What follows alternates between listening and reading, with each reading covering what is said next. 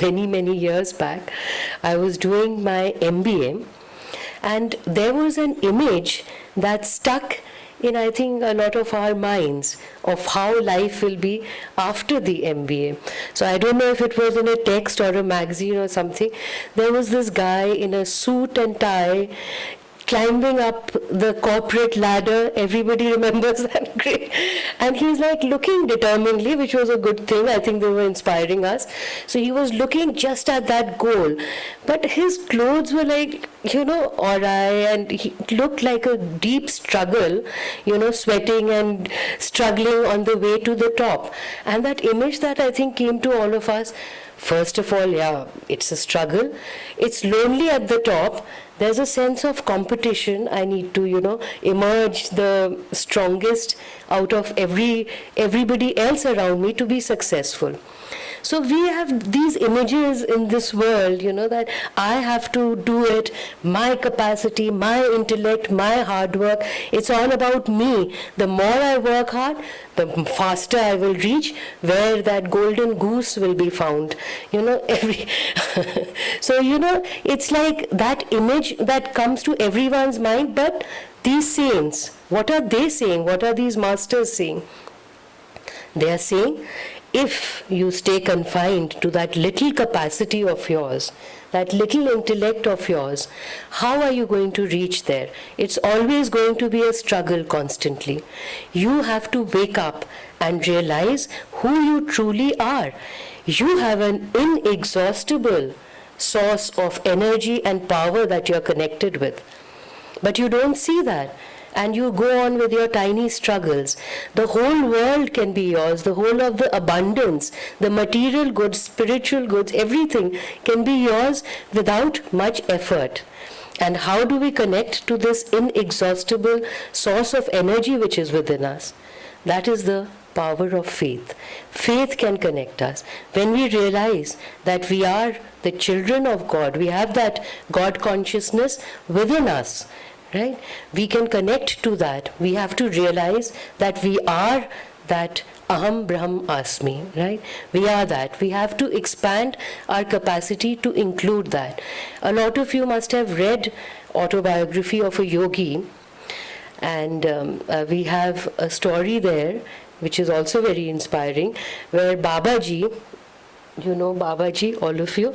So Babaji materializes a beautiful palace. When I read its description, I said, something like this doesn't exist on earth. It's made of gold and so many diamonds and rubies and precious stones which probably haven't been mined yet.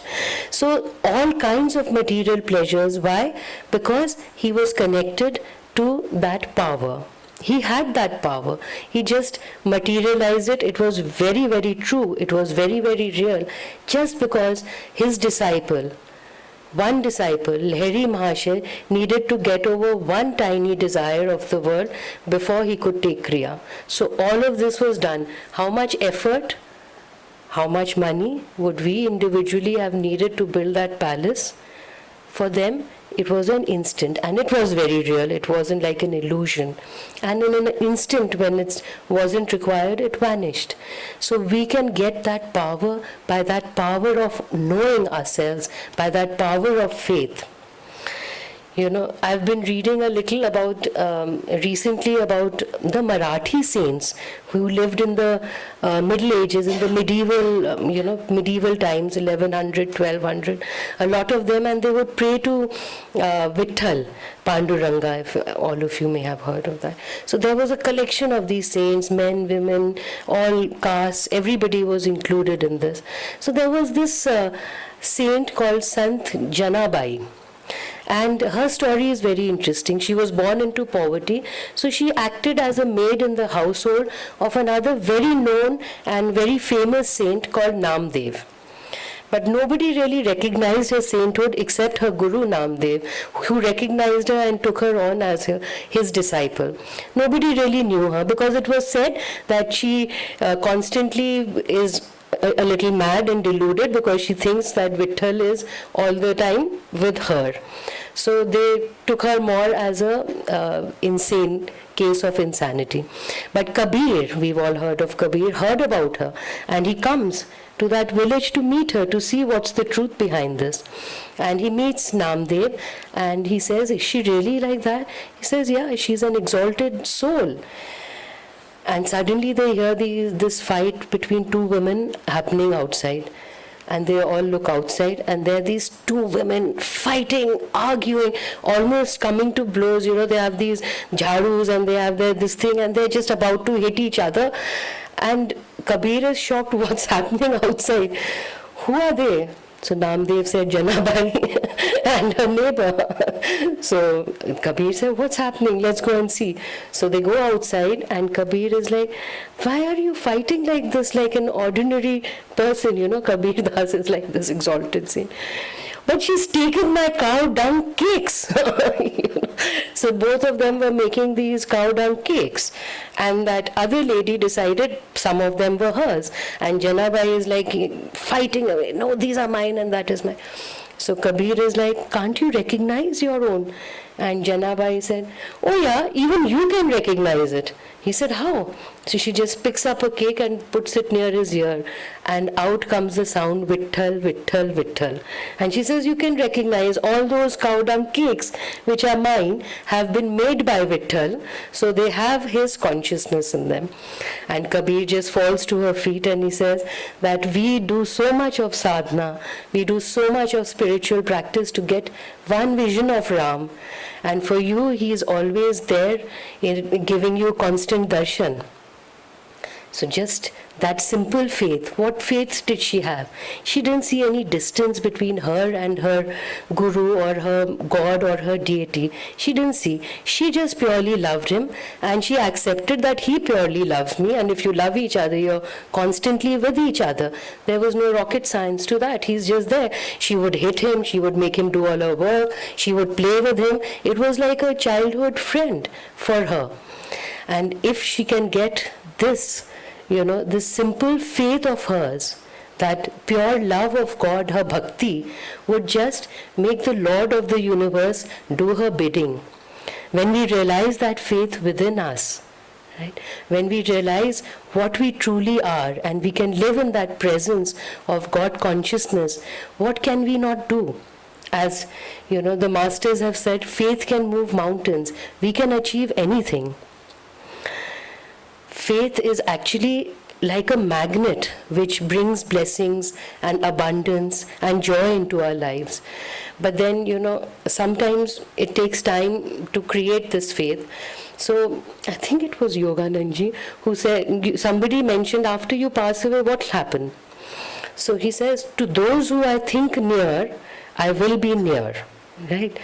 So when I came into the path, I'm like, I think many things. I can think I have $1 million lying in my safe, but it doesn't magically appear.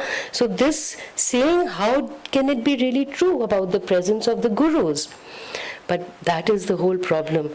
When I'm thinking of that $1 million, I'm also thinking of 100,000 thoughts. It's just not possible. I don't deserve it. I don't have it. Nobody can give it to me. There's that, and there are thousands of thoughts that go with it. So the masters say, we have to have that one pointed concentration, which our meditations help us to achieve. That concentration that without distraction, we can focus on what our goal is. Could be material, could be spiritual, right? God realization. When we seek what we want with that one pointed concentration and that belief, which is the faith, then we can achieve anything. So, when again I started on the path, we read about this faith and everything, but I don't think I tried it very much. Couple of years back, my son was in school and he had to apply for colleges, and there were some projects he needed to do, so he had to make a website. And I've mentioned this before also in Satsang, couple of years back when this happened.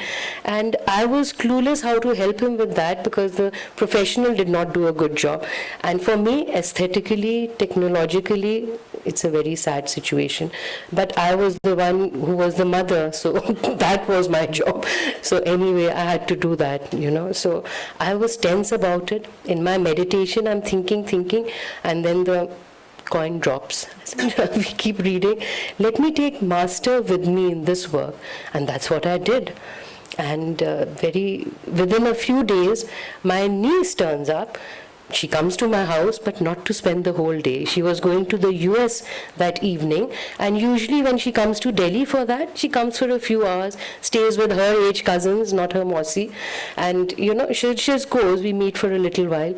But this time, none of the homes were really able to take her for those few hours. She came also for a long period, and I just mentioned about the website. She's like, oh yeah, I'll do it. I said, what? She said, I'll do it. I have this full day. She came in the morning, had to go at 9. All day she worked on the website. Beautiful website. Even the people who were telling us to do the website took a sample of that and showed it everywhere.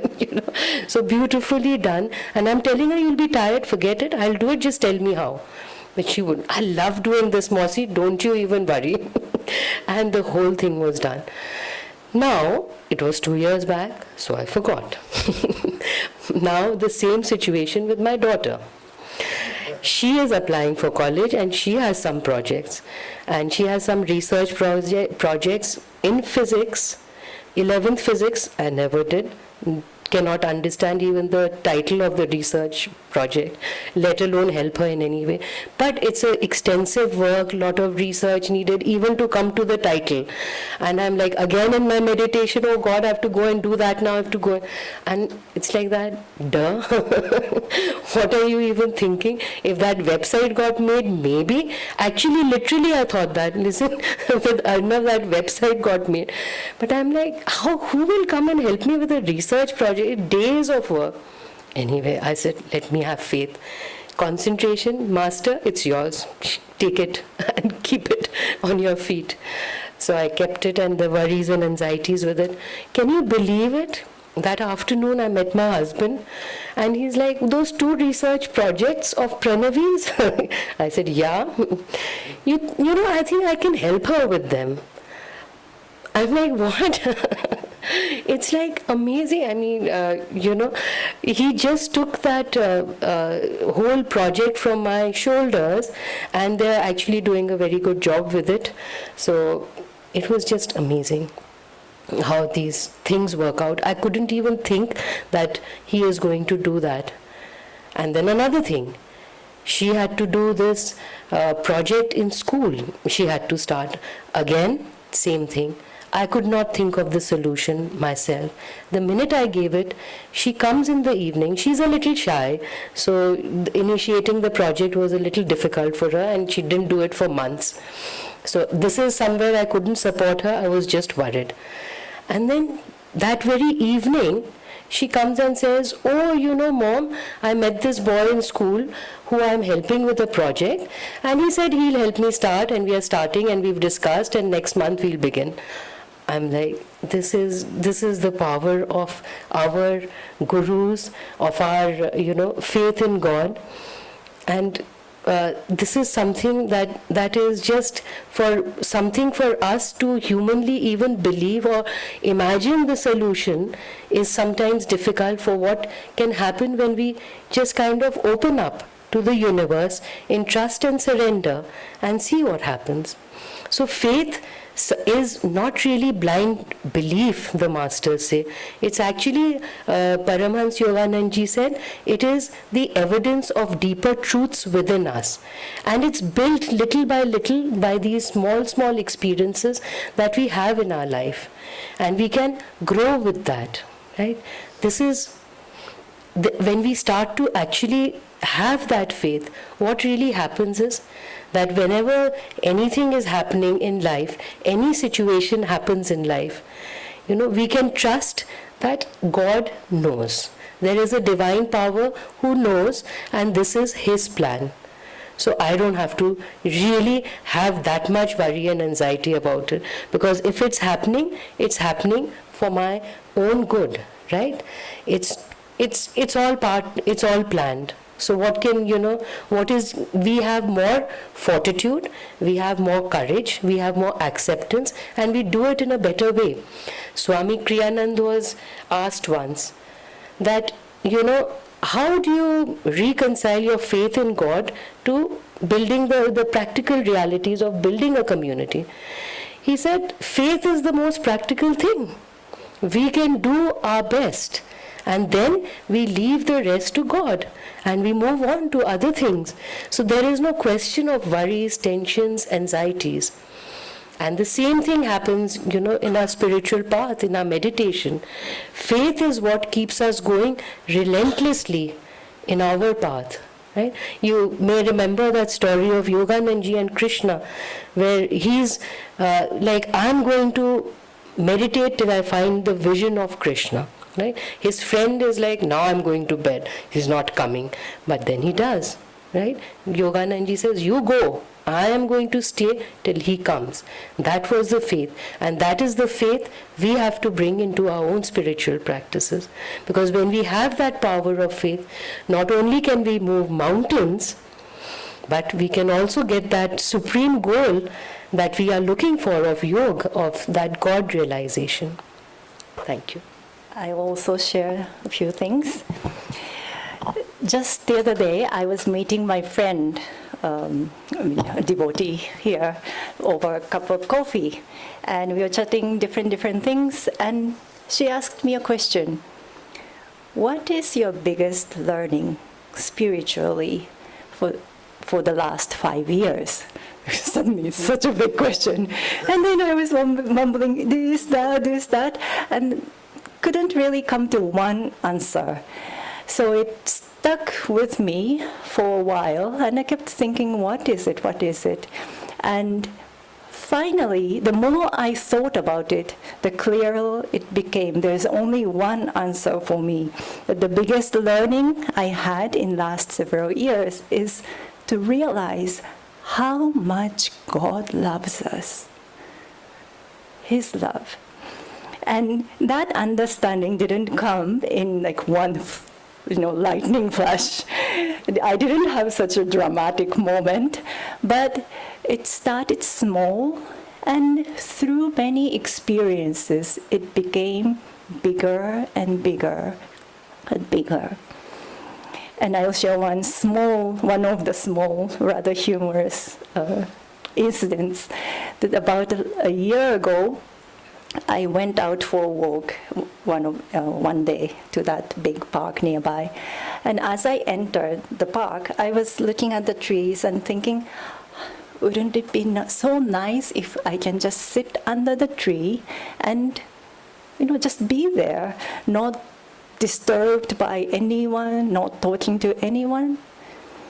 And then another thought came to me that I feel very dry, like physically and also spiritually, outside and inside. I just want to be in the water. Random thoughts. I continued walking. In 5 minutes, it started raining. I continued. Heavy rain. And next moment, I find myself sitting under the tree, alone, no one in the park, and completely soaked in the water. So I was telling Divine Mother, Mother, this is not exactly what I asked. But I was so blessed. I was so glad and happy because it was, Divine Mother showed me that how she's always listening to me, even these little thoughts, and respond to these thoughts with a little bit of twist, of course. And that's how we build our faith. Swami Kriyananda talked about faith in relation to, or with the word, using the word attunement. Faith attunes us to a greater power. You might have heard this story of in the Bible, that woman who had been sick for many years came to Jesus hoping to get healed. But of course, Jesus is surrounded by so many people, she cannot reach. So she reaches out, hoping to touch him, and she finally touches the hem of his garment, and she was immediately healed. And Jesus also notices, he says, "Who touched me?" And everyone is touching him, but he singled out her and said, "The power went out from me." And he told this woman, "By your faith, you were healed." By her faith, she was able to tune in to that high divine power that Jesus possessed, which no one else could. Swamiji also explained faith and this attunement to greater realities using the example of surfboarding. I mean, not many of us living in Delhi who have experience probably, but we can picture the situation, right? How the surfers would go into the ocean, into the middle of the waves, and wait for the best wave to come, and when the moment comes, goes with that wave. Our life is like that. We have goals, aspirations, spiritual and also material, and to achieve that goal, we try, we make an effort, we study, we learn, we practice, we try to arrange resources or our time, and yet we can't control everything as per our plan and as per our wish, because the reality is so big. What we can do is jump into that ocean or jump into the waves of life and wait for that moment and go with that flow, ride the wave when the moment comes. And we have to do that. We have to be centered, we have to be alert, we have to be focused, and we have to be willing. When the moment comes, we go as far as we can go. There's one example from Ananda village that illustrates this attitude. Many years ago, they were trying to build a building for the publications work. And Swami Kriyananda designed the building with a very particular shape of roof. It symbolized a swan, opening the wings. So it had a very nice, delicate curve, which no one could figure out how to build. The carpenters didn't know how, they couldn't find anyone who can do it, but the team believed in it, and they started working, building the building. They said, "We'll do as much as we can do." And one day, but unfortunately the time came that there was nothing else, nothing more they can do. The rest of the building is done. Only the roof is left, that curve. They prayed, nothing happened, and so they decided, okay, nothing more, we'll leave, we have to leave. So they started clearing the place. A car came, and a man came out from the car, and he said, "Can I help you?" And they were like, "Who are you?" And this man said, "Well, I'm a builder. I live 500 miles away. I knew about Ananda from before. I wanted to come, but I couldn't come till now. And this morning, when I woke up, I felt that I had to come today. So I came." And because he said he's a builder, the team explained what's happening. And this man said, that's very interesting, because I'm probably the only one in California who knows how to do this kind of roof. So the problem was solved. But that's the faith. You're not just waiting for the solution to appear. You put out energy, you go into that challenge, in the middle of the challenge, you put out the energy into the direction you want to go, and you keep your vibration and your energy, your consciousness high by praying, by tuning into the higher power. Sister Jnana Mata, Yoganandaji's most advanced woman disciple, she lived in physical pain for many years. Yoganandaji actually kept her in her body for many years, and she persevered. However, at one point, the suffering was so painful that she said, I want to I want to leave the body. And Yoganandaji responded to her in that situation, and he said, don't tie my hands with negative thoughts. Cooperate. God and Guru are always on our side, especially in the hard times, but always, always, and trying to help us. And it is often us who tie their hands, who send out the opposing thoughts, opposing energy that cancels out their blessing.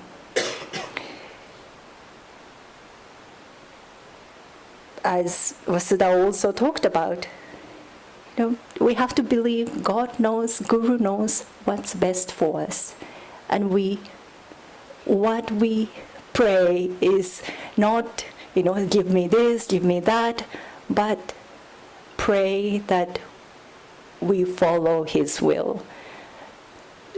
Pray that we know His will. Okay. Joy to you.